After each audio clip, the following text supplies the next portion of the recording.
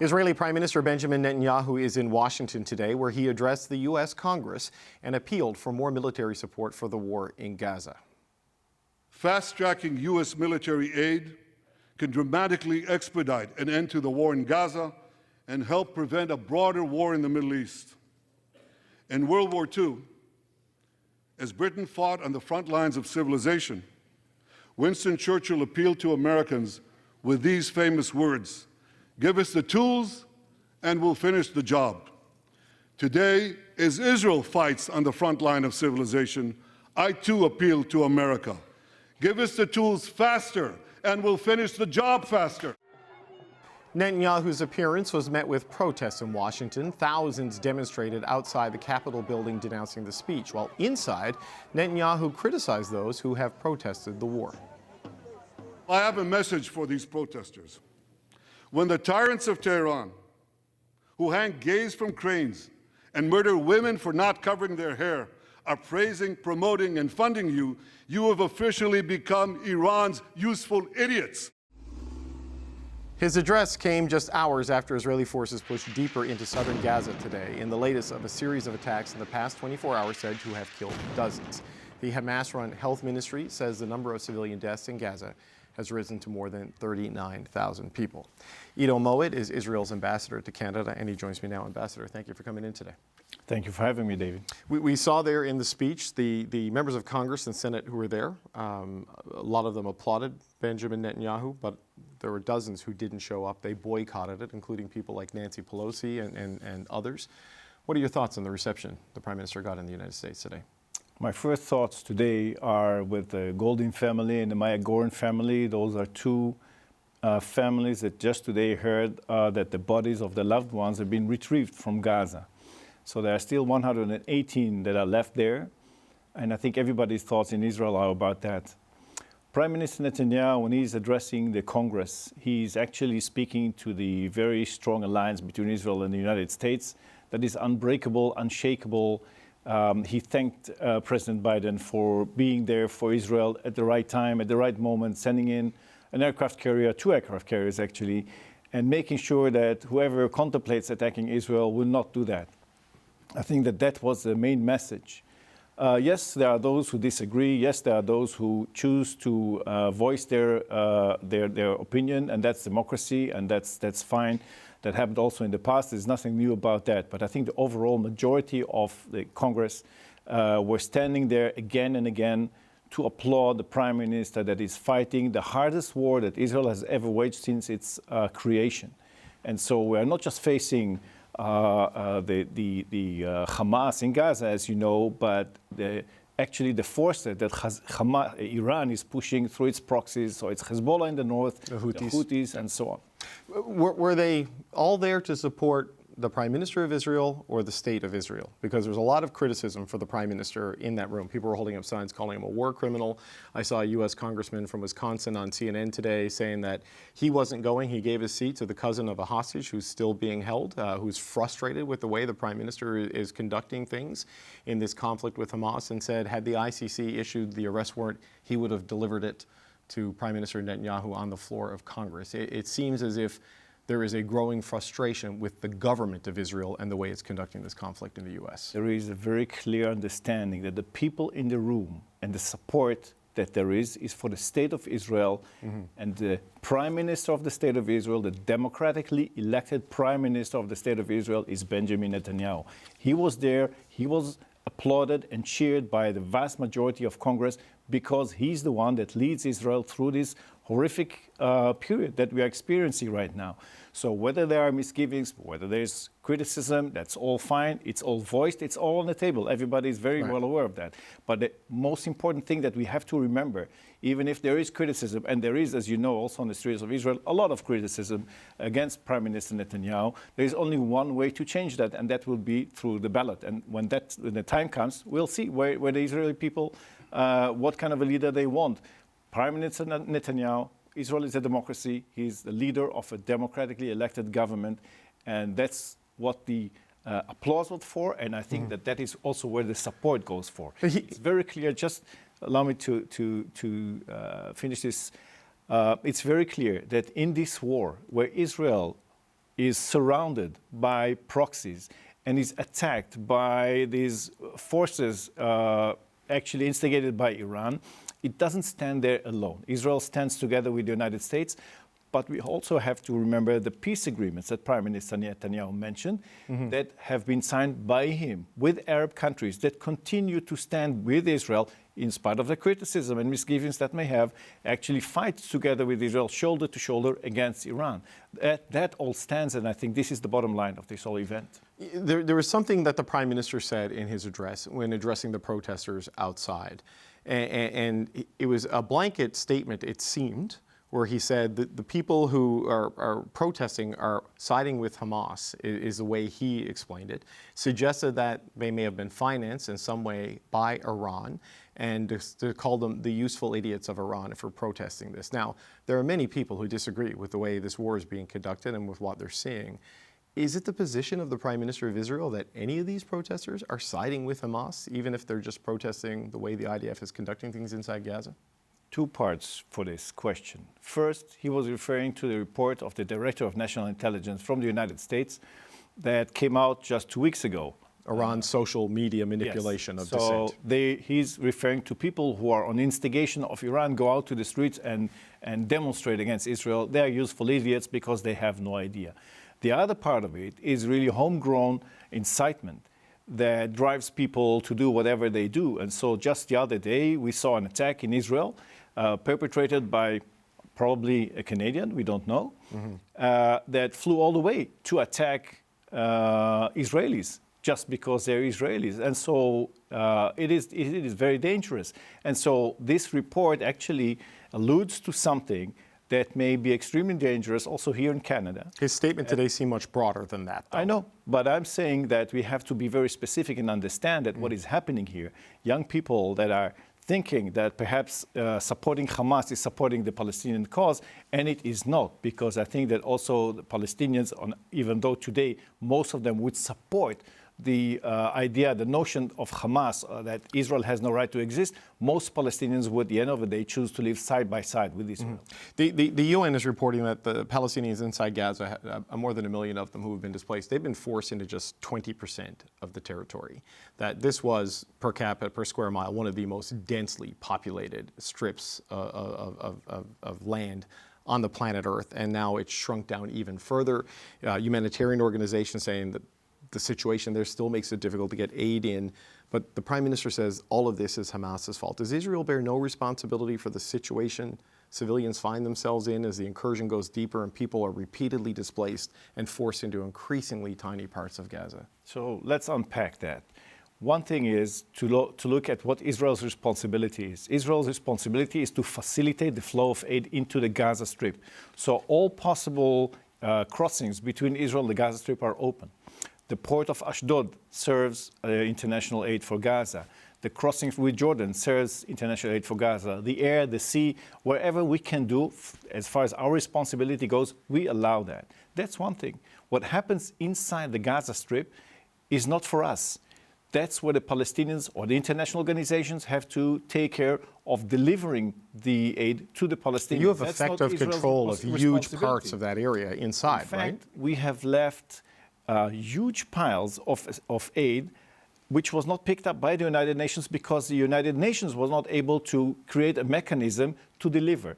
One of the reasons was that they were attacked by Hamas. Another reason was because drivers just were afraid to go in. So there are a lot of issues there internally that have nothing to do with Israel. But we lived up to our responsibility, and actually we publish on a daily basis exactly what is happening in all the crossings. And I invite our viewers to look at on the website of COGAT, COGAT, to follow and know exactly what are the amounts that come in, what kind of medical aid is going on, vaccinations and other stuff that Israel is doing to make sure that the Palestinian population remains unharmed.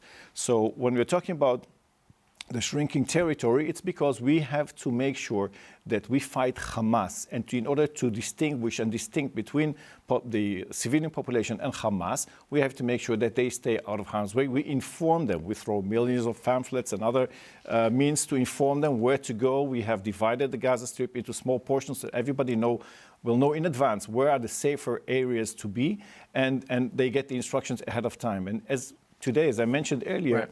we discovered 2 bodies just because we were able to operate in an area where the civilians left and we were able to extract them. Right. There is, though, the repeated and constant relocation of people who've lost their homes, they're living in tents, the tents have to move because of the military operations as the IDF hunts Hamas. And the Prime Minister was defending this today, talking about the pamphlets and the text messages and all of these communication techniques you use to try to help the civilian populations move. Yet the numbers of casualties, the Hamas-run health ministry puts it at 40,000. I know your government disputes the number. The Prime Minister said today the ratio is more like 1 combatant for every non-combatant. But what's your overall number? If you know the ratio, you must know the number. So what is Israel's version of what the casualty count actually is inside Gaza at this point in July? Let's remember first that for us, every casualty is a tragedy. For Hamas, every casualty is a strategy.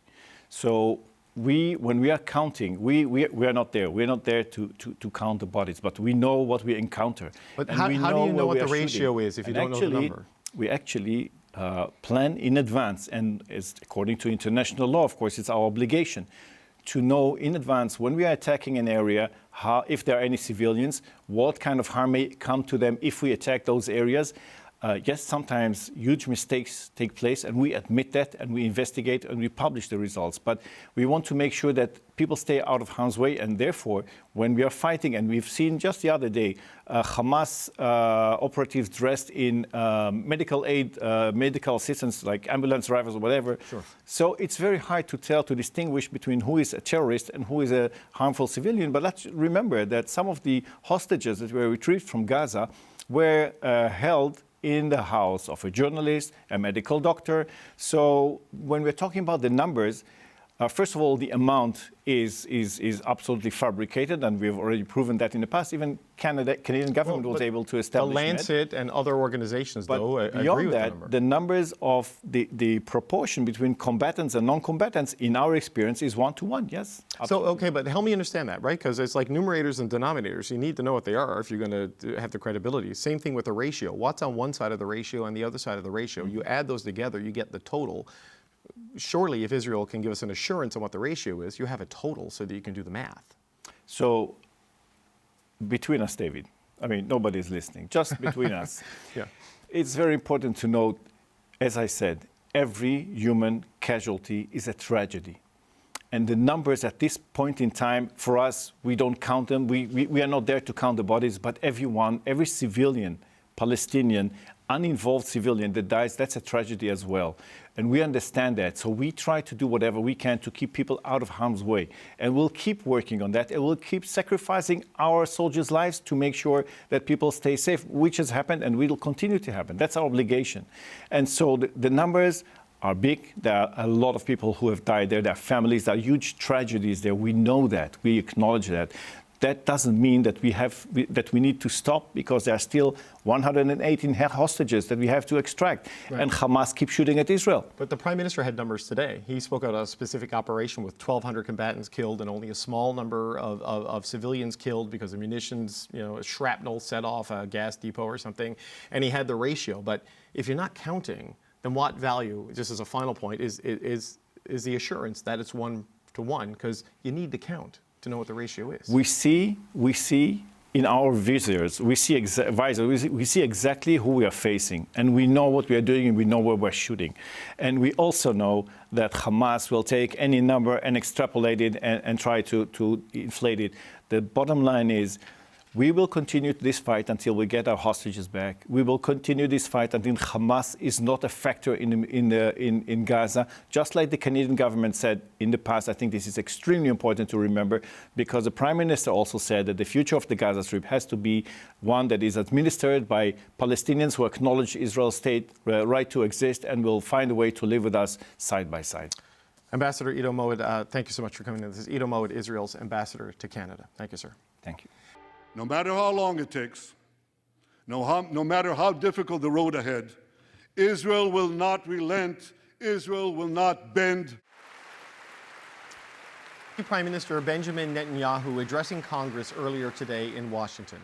Netanyahu doubled down on Israel's war in Gaza, saying Israel would not back down until Hamas is destroyed. His comments come as Hamas signs onto a Chinese brokered deal that would see 14 Palestinian factions work together to govern Gaza in the post-war period. The deal brings together Hamas and long-term rival Fatah in a joint effort to keep Gaza under Palestinian control. So, what happens next? John Allen is Canada's former ambassador to Israel, and Arif Lalani previously served as Canada's ambassador to the United Arab Emirates, Jordan, and Iraq. Gentlemen, it's been a while. It's good to see you both. Nice to see you, David. Let's start with Bibi's address, Benjamin Netanyahu's address to the U.S. Congress. John, he had a defiant tone, called for more support, and pushed back against criticism of the way they're conducting the war. What did you make of the Prime Minister's address? His address was mainly to the Republicans who invited him, to evangelicals, and to his supporters back in Israel. He largely ignored the fact that there's a three-front war going on in Israel, that hostages are still being held, and that many people, the majority of Israelis, want an election and hold him responsible for October 7 and the failure to get the hostages back. But this was a message to supporters of Israel, and was basically, as you suggest, defiant, denying that there was any difficulty in getting humanitarian assistance in, denying that 39,000 people have been killed and maybe 80,000 injured. So it was red meat for the Republicans, but not for the protesters outside. No, he was very critical of them, calling them useful idiots of Iran, and saying they were siding with Hamas, depending on what their particular message was. Arif, how did you see what happened? Well, I didn't see anything new in that speech. I think what he outlined is essentially what he'd outlined in December of 25 when he did an op-ed in the Wall Street Journal, right, saying that his objectives are to, dismantle Hamas, demilitarize Gaza, and de-radicalize the inhabitants of Gaza without any detail. So if you were listening to that speech tonight, you'd be asking yourself, why have a ceasefire, or is there any chance of a ceasefire? Luckily, I think this speech is kind of a sideshow, because there are other things happening outside of that speech, which lead me to be a little bit optimistic over the next months, I would say, not weeks. What would those be? Are you talking about the ceasefire negotiations? Because we've heard Secretary of State Blinken and others in the U.S. administration suggest the remaining issues are bridgeable, in their words. Is that what you're looking at, Arif? Yeah, I'm looking at a number of things. One, there was a very important meeting, I think, that took place last week in the United Arab Emirates between the Emiratis, Israeli senior officials, and American senior officials to talk about a day after plan. And I think the Emiratis put forward some very significant proposals, including that they themselves would be willing to be part of an interim mission into Gaza once there is a ceasefire. So I think that's very important. I think the other piece is that China, as you mentioned, is trying to bring elements of Palestinian leadership together. And you need both of those things to do anything after there's a ceasefire. John, how do you view that, the Chinese initiative here to get Hamas and Fatah to agree to some sort of post-war arrangement, given their rivalry, to use a very euphemistic term, in politics? I mean, is that a path forward? Is that viable, do you think? Well, it apparently brought together 16 different factions, including Fatah and Hamas.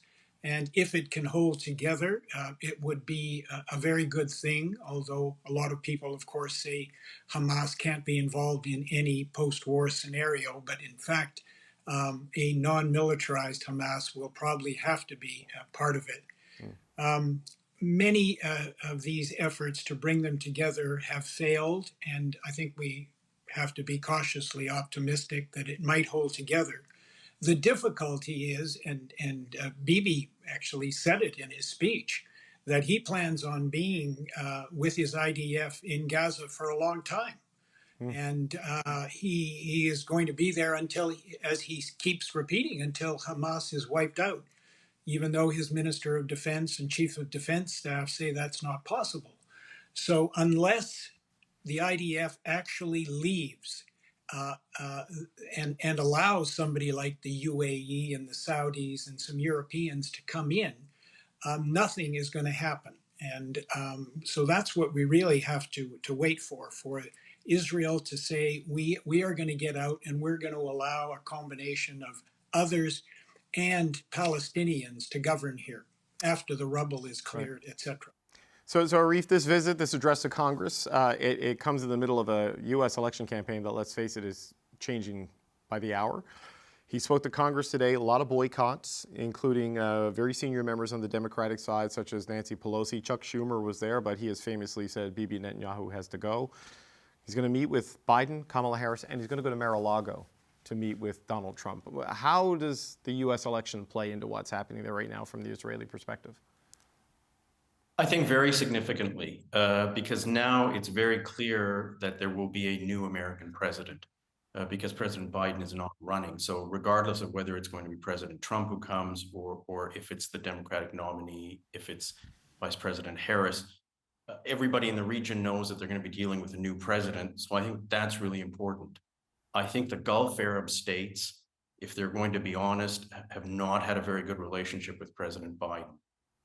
So the fact that he definitely will not be returning, I think, is really important in the region. But he has 6 months left.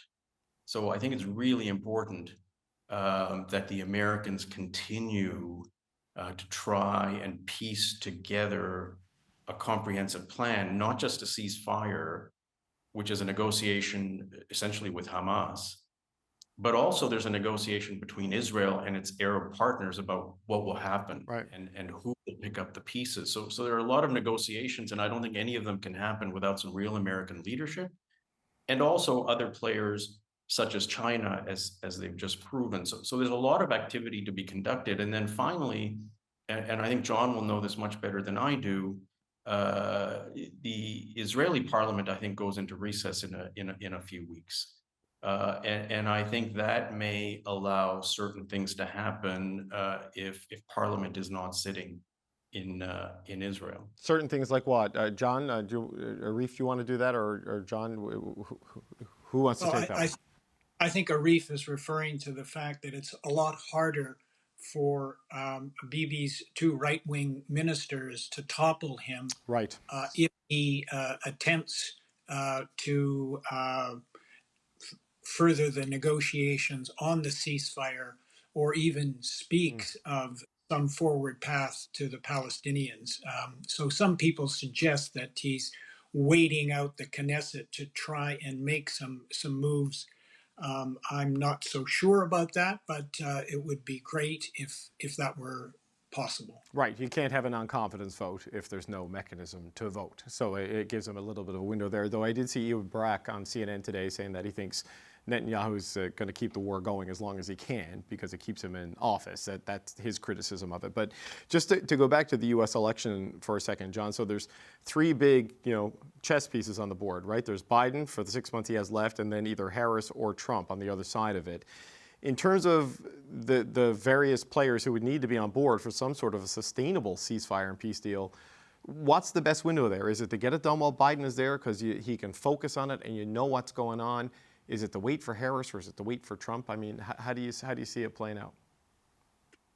Well, Biden is the best option, but there isn't a lot of time left, right. And it really requires both the Israelis and Hamas to make some moves to get the ceasefire, to get the hostages exchanged for prisoners, and then to move towards something bigger.